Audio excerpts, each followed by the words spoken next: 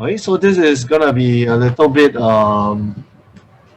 today is 26 pages, but actually kinematics is a chapter that you are all quite familiar with because you do it in math and you have seen this since Sec 2. Okay, so you should have enough practice on this, but I'll just quickly run through the things. So as a quick revision before you all carry on. Okay, so everyone can hear me? All can hear me? Okay, so let's carry on. Okay, so on the chapter of kinematics, what I'm going to do for today is really just to go through the chapters in the textbook, go through the pages in the textbook, and highlight some of the key points there. So with your summary sheets, okay, do fill up all the necessary segment, whether is it formula, concepts, or definition. All these are definitely important as you are doing your revision. Okay, so let's start. Okay, so let's start with 2.1. So for 2.1, we're going to start off with understanding and distinguishing between scalar and vector quantities. Okay, so although the header it says distance and displacement, okay, we are really going to look at the concept of scalars and vectors more in detail in this part.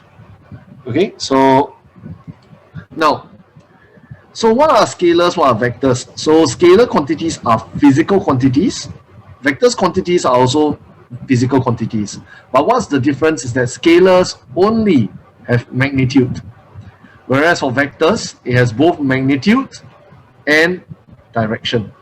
So question is, the difference between scalar and vector, what's the key difference? We know is direction here.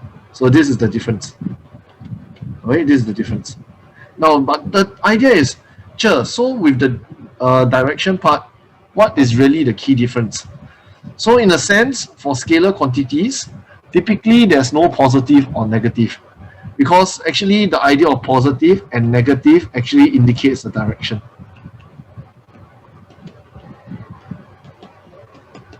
Okay, so for scalar quantities, negative and positive doesn't make any sense. But for vector quantities, negative and positive do make sense. Okay, so that's really one key part here. So common scalars and vectors. So these are all the common scalars that you need to know. These are the common vectors. In this chapter, normally if they ever ask you about scalar and vectors, it will come out in your MCQ question. Okay, so it's just knowing which are scalars, which are vectors. Okay, so a little bit of a highlight between distance and displacement. Distance itself is a scalar. Displacement itself is a vector. So we'll look a little bit in depth using distance and displacement as an example. So A to B over here, A to B over here. So I can travel this curvy way, okay? This whole distance here is 10 km.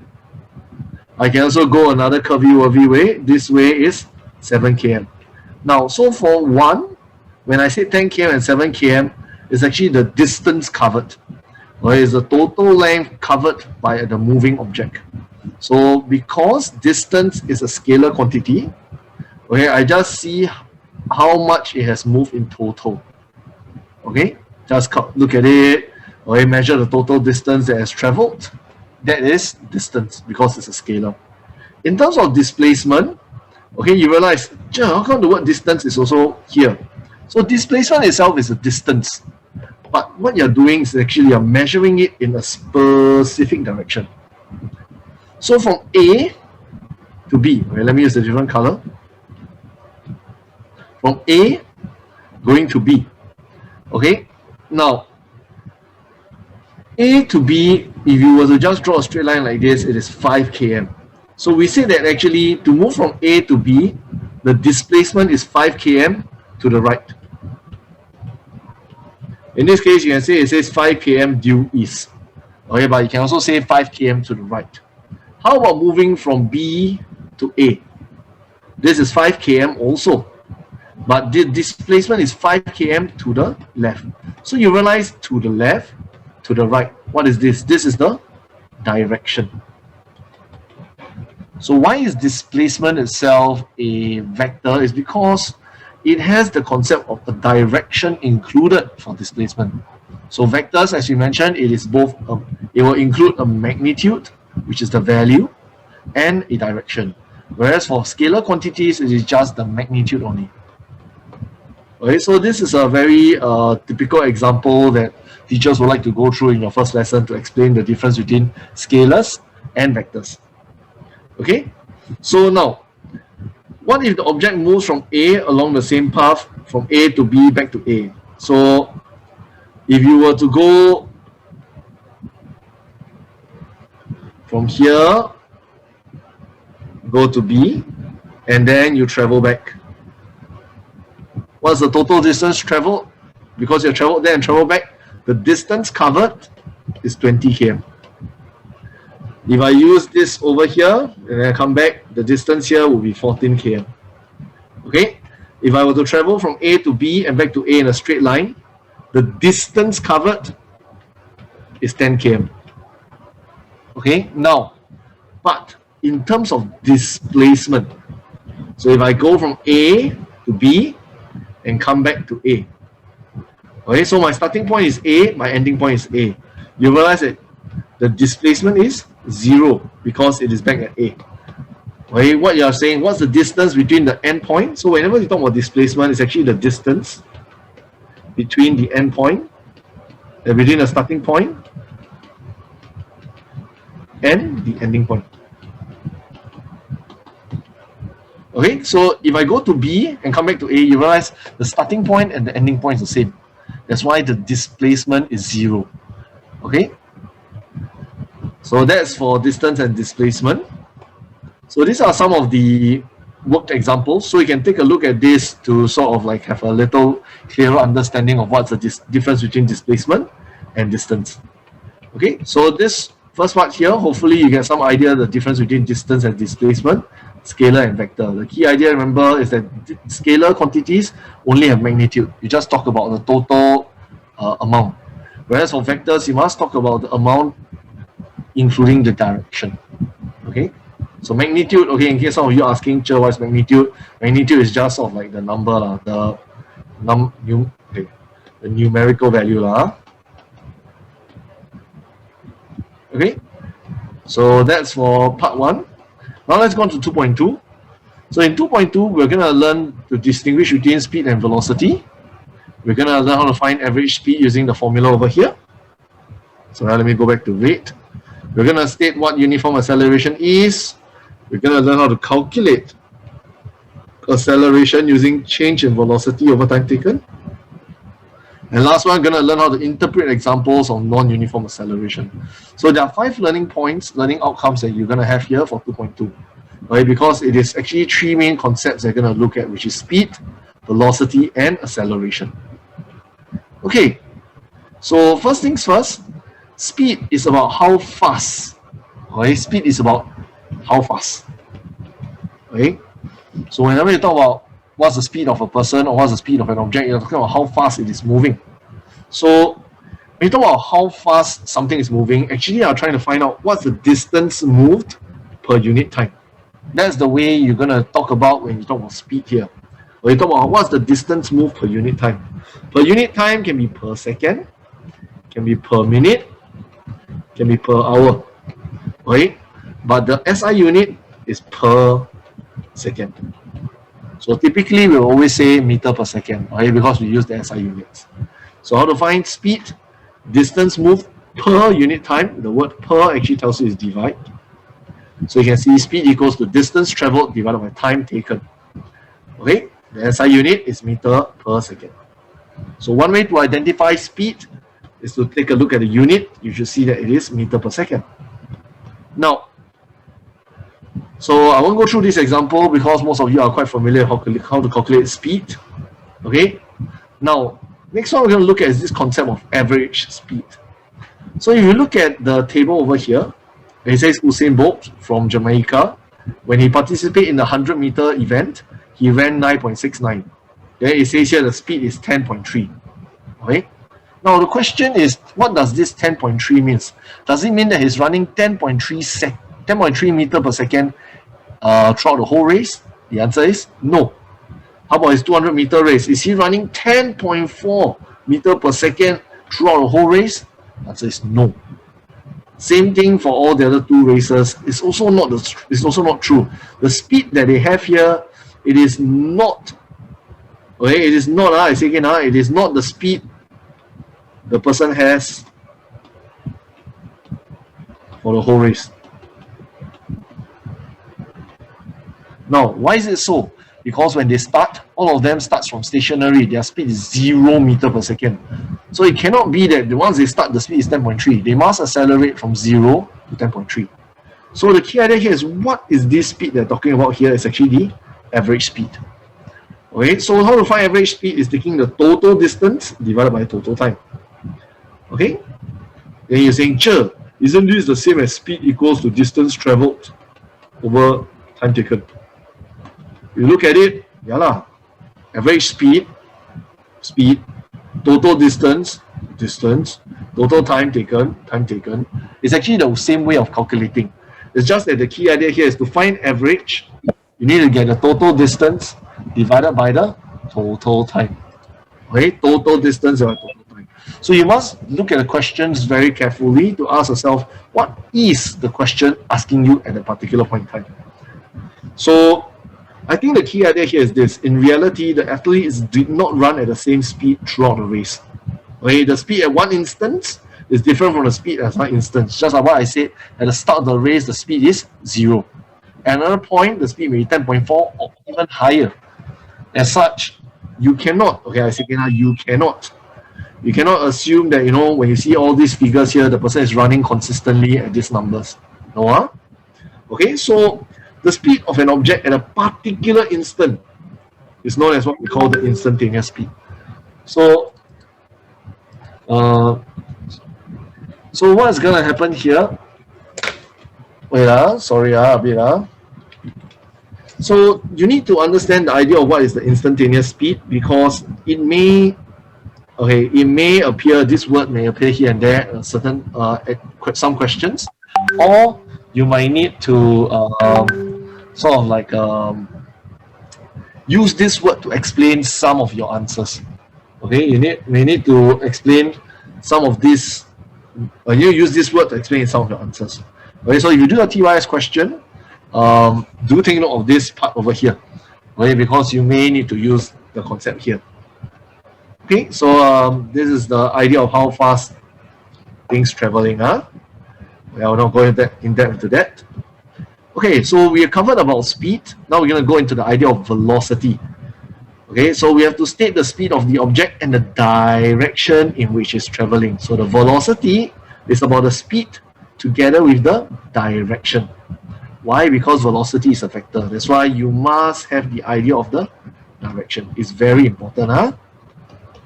Okay, so velocity is the rate of change of displacement. Whenever you see the word rate, it means per unit time. So you can see here, velocity is displacement divided by time taken. So sometimes if you want to rephrase this, velocity can also be said, so velocity is the change of displacement per unit time. Okay, so I can also say that velocity is the change of displacement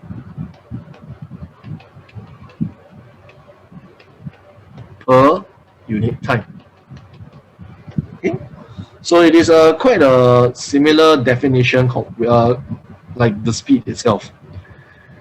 Okay, now I guess really the key idea here is an object moves at constant velocity when it moves in constant speed in one direction.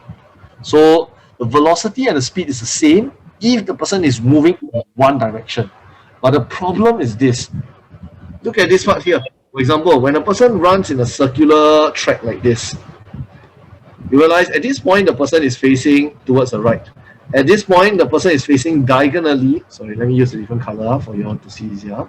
At this point, facing more towards the right. This part running right but slightly downwards diagonally. This part suddenly is more towards the left diagonally. This part is running towards the left. You realize throughout this whole 200 meters, what's happening here? The velocity, the direction is changing. Okay? So although the person may be running at the same speed, covering 10 meters per second, but because the direction keeps changing, the velocity change. So the velocity is dependent on two things. It's dependent on the speed, it's dependent on the direction. So if the direction change, the speed change. Sorry, if the direction change, the velocity change. If the speed change, the velocity itself also change. So if I look at this example here, look at this example here. The diagram says it takes 25 seconds. Let's make it simple. We change it to 20 seconds. So if the athlete takes 20 seconds to complete this 200 meter, what is the speed? So speed, simple, right? Equals to distance divided by time. So I get 200 divided by 20. I know it's 10 meter per second. Right? So quite okay. To find velocity, okay, I need to take the displacement divided by time. Displacement is actually 50, and you take 20 seconds. So 50 divided by 20, what you're going to get is 2.5 meter per second. This is the velocity.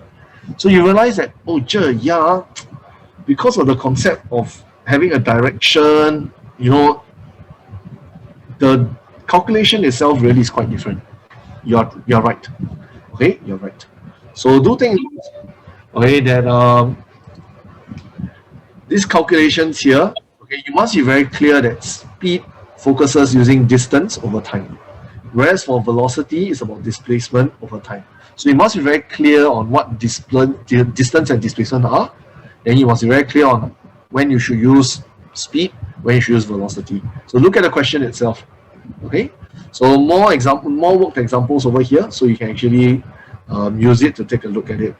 Okay, now then that's for velocity and speed.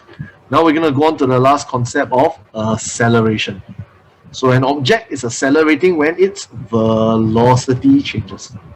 So something accelerates when its velocity changes. So there are three situations when acceleration occurs. So three are: first, when your speed change from 20 to 30, speed change, acceleration occurs. Next one, change in direction. So although it's 20 meter per second to 20 meter per second, the speed remains the same. But because the direction changes, so there is acceleration also. The last one, you change both the speed and direction. So from 20 become 30, but going towards the top right. So this is also acceleration. So these are the three scenarios in which acceleration can occur. Okay? So acceleration is the rate of change of velocity, or you can say that acceleration, okay, is a change of velocity, over, sorry, not a formula. Change of velocity per unit time. It's the same concept here. Just as I mentioned, whenever you see the word rate, rate stands for per unit time. So why am I emphasizing on this? Because you realize that to remember the definitions, there's quite a few of them for this chapter. So whenever you see the word rate, if you change it to per unit time, you're actually remembering both, okay, both the definition itself and the formula at the same time. Okay, so do take note of it.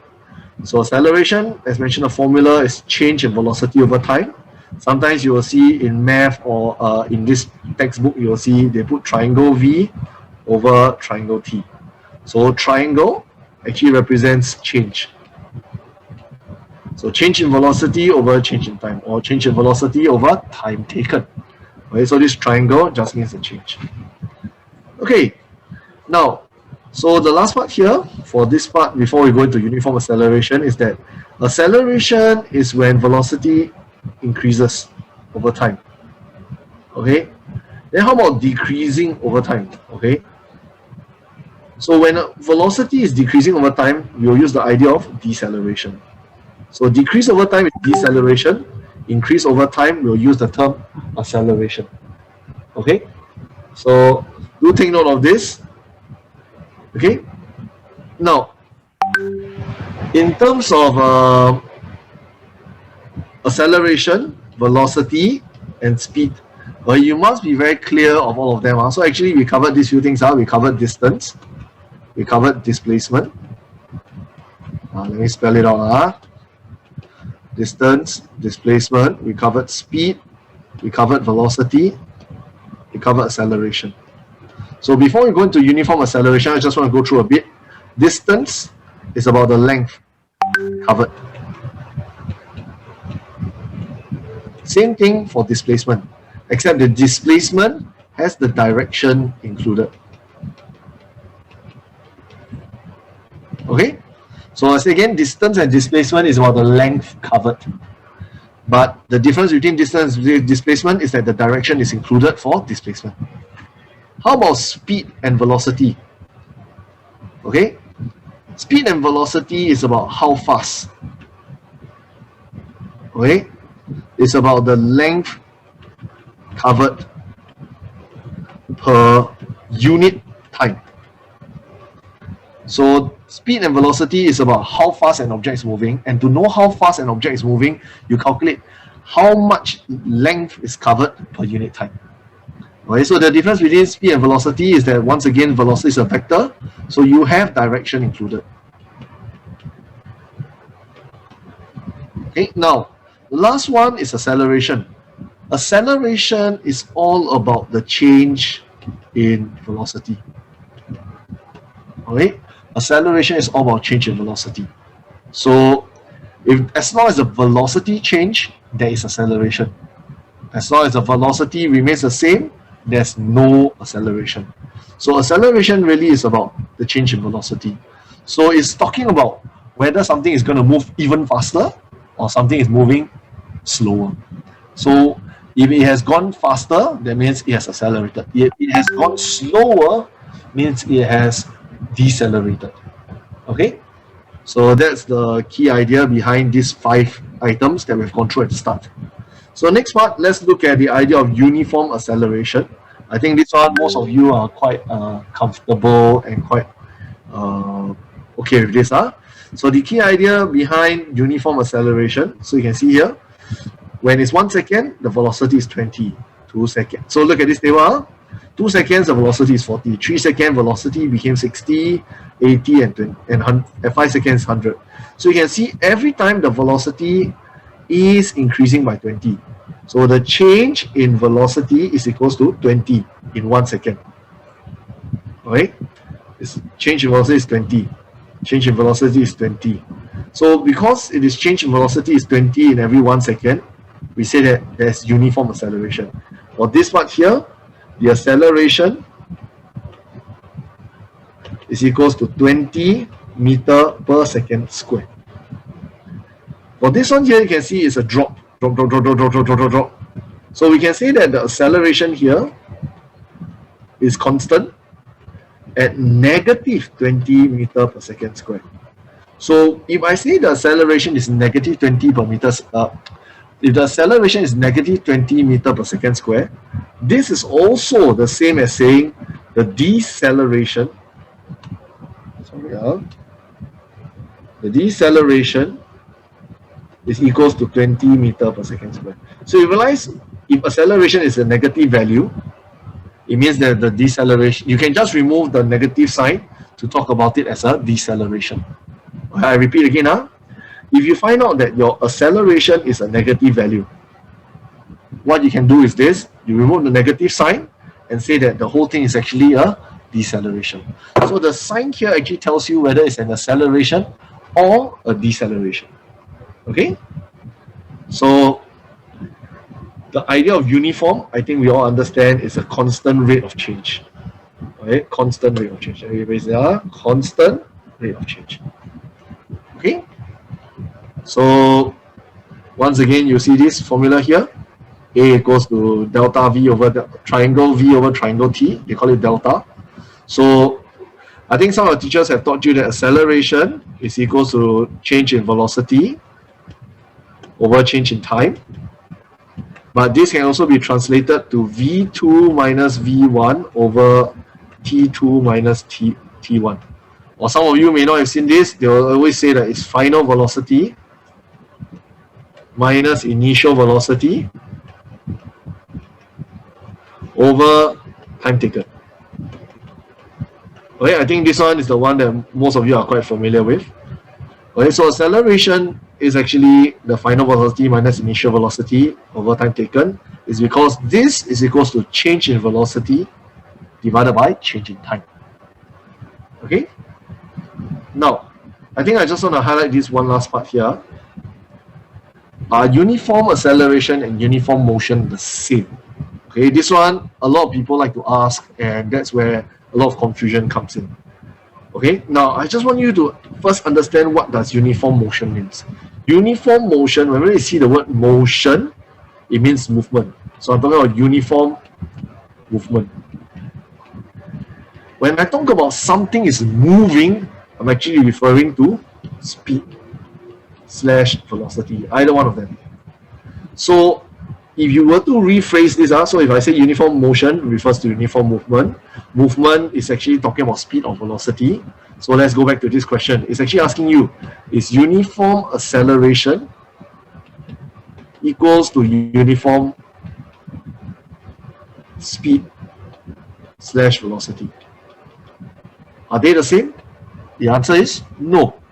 Because if it is uniform speed or uniform velocity, it means that the velocity and the speed is not changing. If there's no change in the velocity, no change in the speed, will there be acceleration? Answer is no.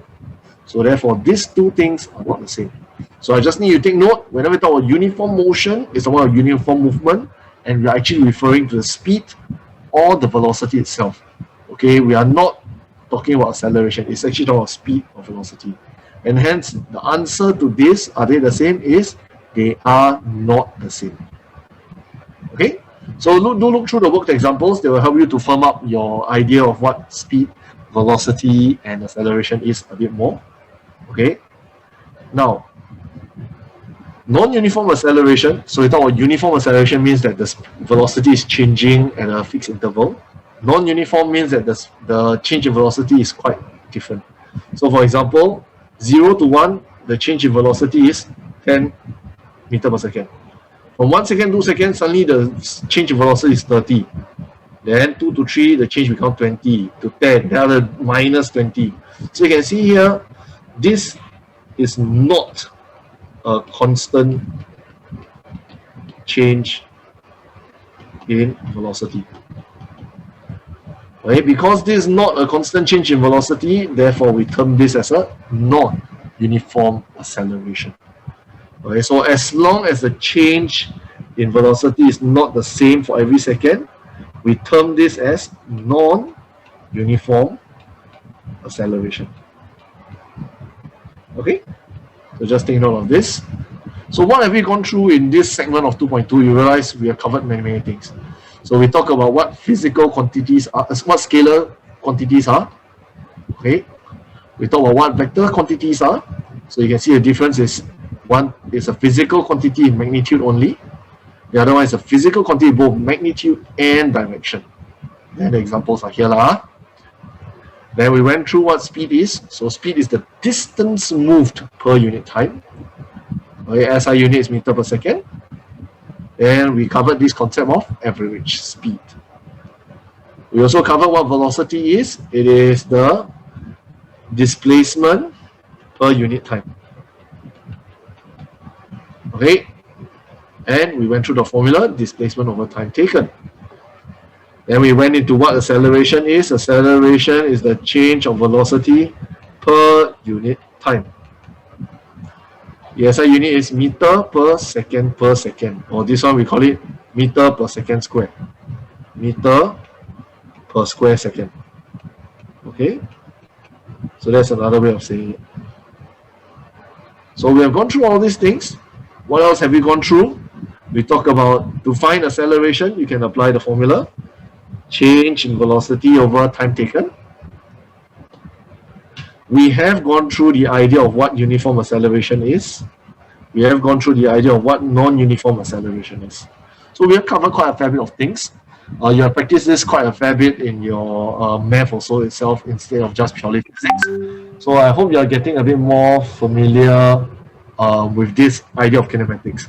But for kinematics, you must be familiar with the terms used and what exactly you are calculating. Okay, so firm up some examples here, so take note of it. Okay, now the interesting thing is this: the concepts that we have picked up at the top. Okay, the concepts that are picked up at the top is actually not the main part, because a lot of times in the exams you always see graphs. So graphs are critical. Okay, graphs are critical. You must know what the types of graph are. So by this segment, you should be able to know that you should be able to plot and interpret distance time graph. You should be able to plot and interpret speed time graph. You should be able to deduce information from a distance time graph, deduce information from a speed time graph, and determine distance by calculating area under a speed time graph. So out of all this, you realize the two main graphs that you need to know is the distance time graph and a speed time graph. Okay, these are the two main ones for combined science that you need to know. Okay, so let's look at the first part. Okay, we're just going to go through each of these graphs part by part. So mind switch tells us this is a distance time graph. How do you know it's distance time? Because the y-axis is distance, the x-axis is time. Okay, so for this graph here, they say this is a car at rest. So question is, why is this car at rest? How does this graph show you that the car is at rest? Okay, first things first. Okay, the distance of a car is measured for every second for a distance time graph. The distance and time are recorded and a graph plotted using. So typically when you measure the distance, it's always from the starting point to where the vehicle is. So this is the distance that we are measuring. Okay, so let's go back to this graph here. At the start, the car is 20 meters away. So at the start of the thing, so imagine this is the starting part. I measure 20 meters. This is where the car is. 1 second later, the car is still 20 meters away. 2 seconds later, the car is still 20 meters away. 3 seconds, 4 seconds, 5 seconds, the car is still 20 meters away. What does it tell you? It tells you that the car did not move at all. Okay, it is from the start of 0 seconds all the way to 5 seconds, it has always been 20 meters away from the starting line. The car did not move at all. That's why this kind of graph, for distance time graph, tells you that the object is at rest. It is not moving, right? Stationary. It's not moving, it is stationary. Okay? Next one. What we have here. So at the start, okay, the car is 0 meters, so the car is here. This is at 0 second. At 1 second, the car is now 10 meters away, so the car is now here. 2 seconds later, the car is 20 meters away. So yeah, let me erase this one. It's 20 meters. So as the car is getting further and further and further away from the starting point. So is this car traveling? Is it moving? Yes. Okay, and what is every 1 second? What's the speed? What's the distance covered? You realize plus 10 meters, plus 10 meters, plus 10 meters. So in every 1 second, it covers 10 meters. So we say that the speed is 10 meters per second because it covers 10 meters every 1 second. Okay, so just take note of this. Car traveling with increasing speed. Okay, increasing speed, that means the distance covered per second increases. Okay, the distance covered per second is increasing. So from 0 to 1, so within the first 1 second, plus 5 meters, plus 15 meters, plus 25 meters, plus 35 meters, plus 45 meters. So realize, the distance covered actually is increasing, is increasing, is increasing. So this is a car traveling with increasing speed. Because the speed is increasing, we consider this as a non-uniform speed. Okay, so this kind of graph for distance time, this actually tells you increasing speed. Okay, car traveling with decreasing speed is like this.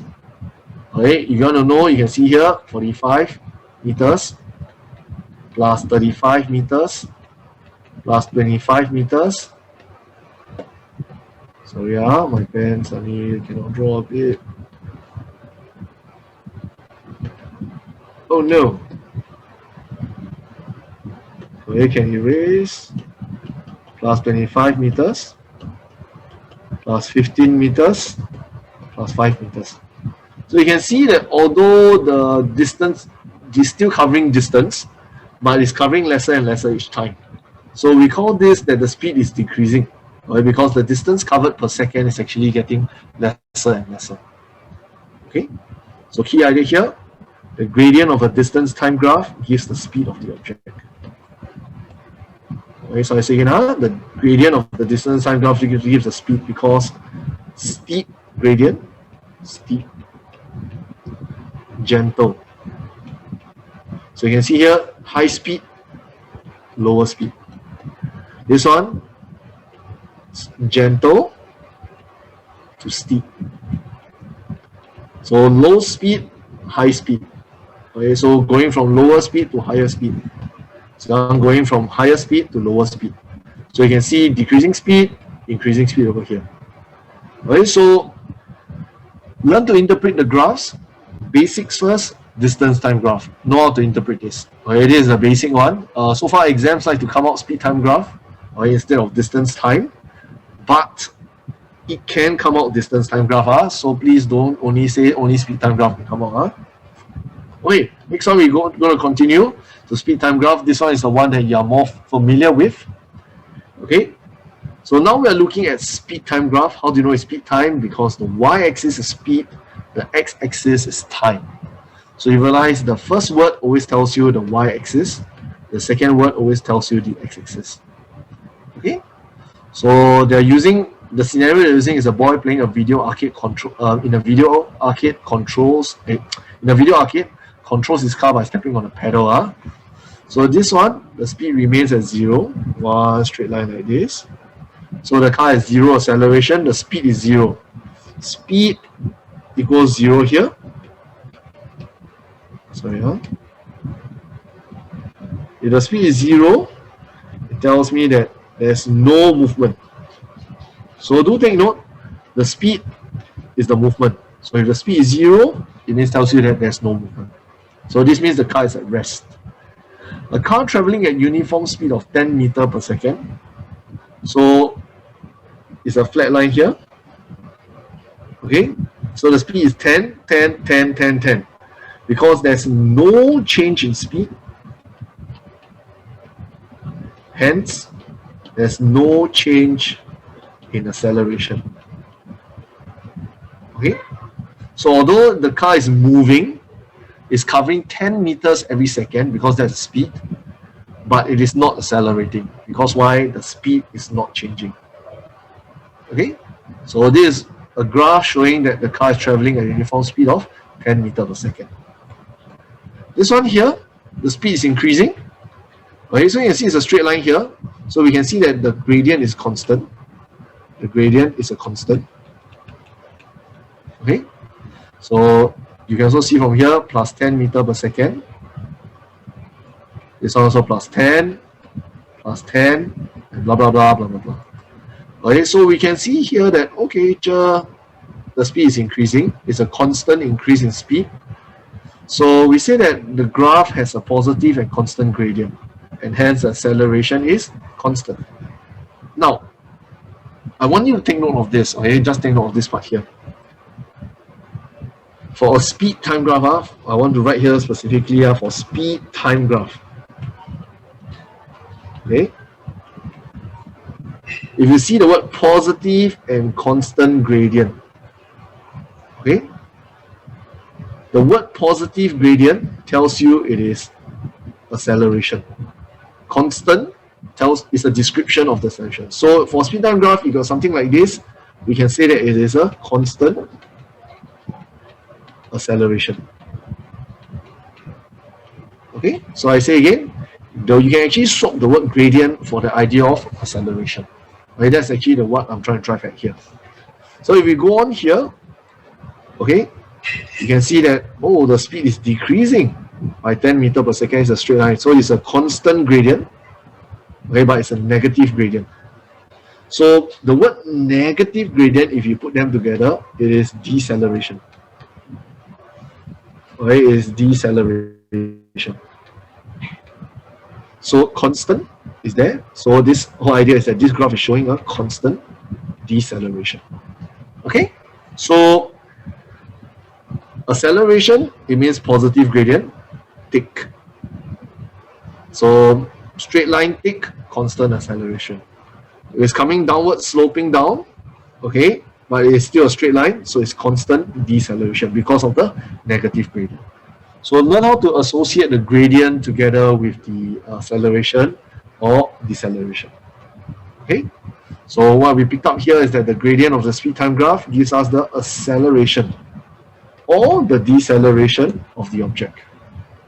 Now, the last part here is talking about when there is a non-uniform acceleration.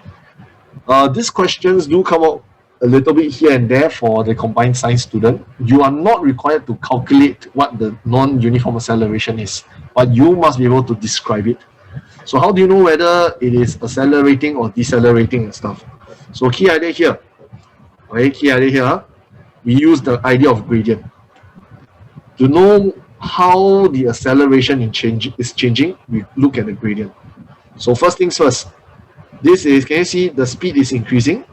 So this whole graph shows an acceleration, right? Acceleration. Now, because this is not a straight line, it's no longer a constant acceleration. So if it's not constant, there's only two other words I can use: increasing or decreasing. How do I know whether it's increasing or decreasing? I look at the gradient. This part here, gentle. This part here is getting steep. So from gentle to steep, there's an increase in the gradient. So therefore, this is actually increasing acceleration. So that's how you can interpret the speed time graph, okay, regarding looking at the gradient to decipher what is, whether is it acceleration or deceleration. Now let's look at this. Speed is increasing. This is still a positive gradient because it's a tick. Okay, so I know that because it's a tick, so I look at the gradient here, I know that it's acceleration again. Because, why is it acceleration? Because the speed is increasing. As long as the speed is increasing, I don't care how fast or how slow, as long as speed increased, it's acceleration. Now, but look at the gradient here. This is steep, this is gentle. Gentle gradient. This line I'm drawing is actually just like a tangent in your math, okay? So steep gradient to gentle gradient. Steep to gentle, we term this as decreasing acceleration. Why is all this important? Is because, as I mentioned, you will need to describe the graph for the combined science students. Okay, you need to know whether it's increasing acceleration, decreasing acceleration, and things like this. Or you guys flip your TYS, you realize there are description questions like this. So please take note of it. You must know how to describe. Okay, so now, of course, this is the thing people always get confused on. Speed time graph, distance time graph, very familiar, and they give different information. Okay, so how do I know what to use, when to use what? Okay, do take note, you can differentiate them by looking at the labels of the y-axis. So for speed time graph, obviously the y-axis is speed. If it's a distance time graph, obviously the y-axis is distance. But what information we can get from them? I can go through all the things at the top just now, but for you to be familiar with it, you need to practice a bit here and there. Okay, see the graphs more often, get familiar with what are the information you can get from all this. Okay, so this part here gives a little bit more description. Okay, so they are saying that from A to B, car accelerate uniformly from rest. B to C, car move at constant speed. C to D, car decelerate uniformly to a stop. So based on this tree description, they show you how the distance time graph looks, how the speed time graph looks, and they describe each of this. Do read through this to get a deeper understanding of how the graphs differ. Okay, for if you are doing pure, there's one more graph you need to look at, which is the acceleration time graph. Okay, this is not in your combined science syllabus. A math, you may have covered it. Pure science, you will cover it. But in combined science, don't need care about this, so don't worry. Okay, so that's for the part we talk about relating distance and speed using a graph. Okay, now the last part for a graph, last part, okay, is this idea of area under speed time graph. What does area under speed time graph gives you? It gives me the distance traveled. I think for many of you, this is already quite ingrained. You know that whenever you got a speed time graph and they ask you calculate the distance traveled, you know that you need to find the area under the graph. When something is traveling at a constant speed, okay, like this, constant speed, what is the area under here? So speed is 6. So 6 multiplied by 16. What I'm going to get is 96 meters. Okay, so for the distance traveled here is 96 meters because I use area under graph. Or some of you will say, why don't I just use distance equals to speed times time? Yes, you can. Okay, you can only use this if the speed is constant. If you were to do this, you realize you also take the speed is 6, time taken is 16, you will get 96 meters also. But do take note, you can only use this formula if the speed is constant.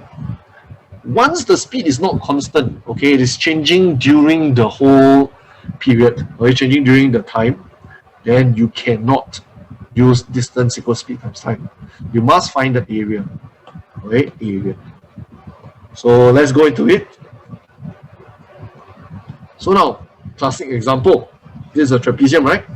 So you realize, I can still use distance equals speed times time, right? What if I use this? The question is, what speed are you going to take for this graph? Am I going to take like 36? Or am I going to take 0? 0? What's the speed that I should take here? If you use the higher speed, 36 times 24, okay, what you're going to get is a number that goes like this. Let me press my calculator. 36 times 24, I get 864 meters. So, I use speed times time, I get 864 meters. Is it going to be the same as area under the graph? The answer is no.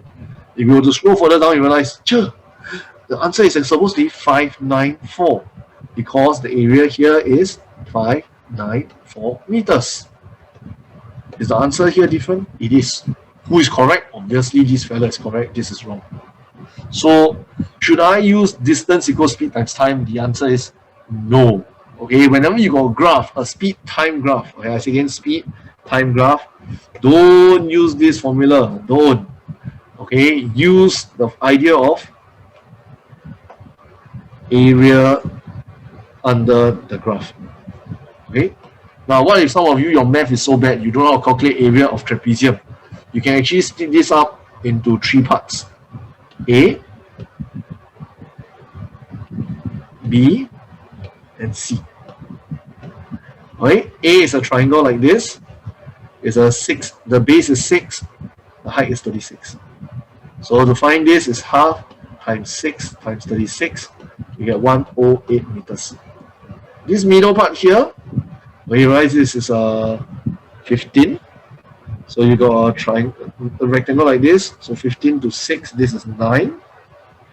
Okay, the height is 36. So the area for this is 9 times 36. Okay, so 9 times 36. Let me press my calculator. What you're gonna get is 324. And the last part here, so this is B, this is A. The last part is C. You got a triangle like this. So 24 minus 15. So this part is 24. This part is 15. So you need to find the length here. So this is 9. This part is 36. So 9 times 36 times half. Okay, so this half times 9 times 36. So what you're going to get is 162.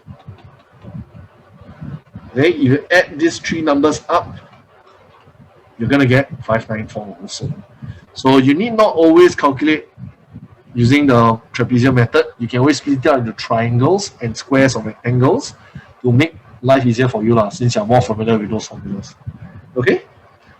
So calculate average speed. Okay, all the rest I'll leave it up to you to read because there are things that we covered at the start. So you can see they are trying to integrate more questions, more things that you can calculate into that one question. Right? Because one simple graph like this, I can come up with many questions that's worth up to 10 marks. I can ask you to describe what's happening to the vehicle. I can ask you to find out what's the acceleration at the start, the deceleration at the start, at the end. I can ask you to find for me what is the total distance covered. I can ask you to convert this into a distance time graph. Many things I can do with this question. Just from one graph like this, I can set about up to 10 marks. Okay, so do take notes. Okay, the more familiar you are with it, the more certain you are about things, okay, the better it is. You'll be able to answer them. So more examples here. So do look through them, see how you can get the answers. Okay, key idea here. A lot of you like to skip the textbook, just jump straight into your notes. But you realize the textbook has a lot of things inside there that helps you to understand the concepts deeper. The questions itself are actually good. So that's the reason why during these summary lectures, I'm going through a textbook because of the richness in the examples, because of the things that is being mentioned inside there. Okay, I know it's quite wordy. That's why I take time to go through it with you during this revision lecture itself. One very good way of revising if you're unsure is actually just to use the textbook. Okay, just look through the examples, understand the concepts. It will really help you to strengthen the chapters itself. Okay, so what we have gone through in this 2.3, okay, we have learned about the gradient of a distance time graph gives you the speed. So the gradient of a distance time gives you the speed. The tangent on the distance time graph or non-uniform gives you the instantaneous speed. This one, don't worry too much. But it just tells you that at a particular point, at a graph, you want to draw a tangent at a particular point, I can find the speed at a particular point itself. But this one really, I say again, very seldom come out for combined science. Pure science maybe, combined science no. Okay, the object at rest, object uniform speed, traveling increasing speed, traveling decreasing speed, all this you realize is covering the distance time graph. So all these are the examples you have gone through. Okay, so I will not belabor it. So you've actually gone through the graph of object at rest, uniform speed, increasing speed, decreasing speed for distance time graph. Okay, this is what we have gone through just now. The next one is the speed time graph. So the gradient of the speed time graph gives you the acceleration. So that's what we have done. We have actually got the idea there. And you calculate the distance by using area under the speed time graph. Now, I want to emphasize a little bit about 3a. So I do know that we did mention acceleration. Acceleration is equals to the change in velocity divided by change in time. Now, but because acceleration is also the gradient, so you can also find acceleration using your math formula of y2 minus y1 over x2 minus x1. This is your gradient formula. So by using the gradient formula, you can also find acceleration. But that is using the finding gradient of a speed time graph. Okay, so by finding the gradient of a speed time graph using the formula here, you can find the acceleration. So look through the examples, get used to it, know what they are talking about. Last one, okay, 2.4 is the acceleration due to gravity. I think the key idea most of you are already sure is that g is equals to 10 meter per second square. What is this g here? It is the acceleration due to gravity. So a lot of you say, g is gravity. Yeah, but what does gravity do? So why is g equals to 10 meters per second square? So we always say the idea that acceleration due to gravity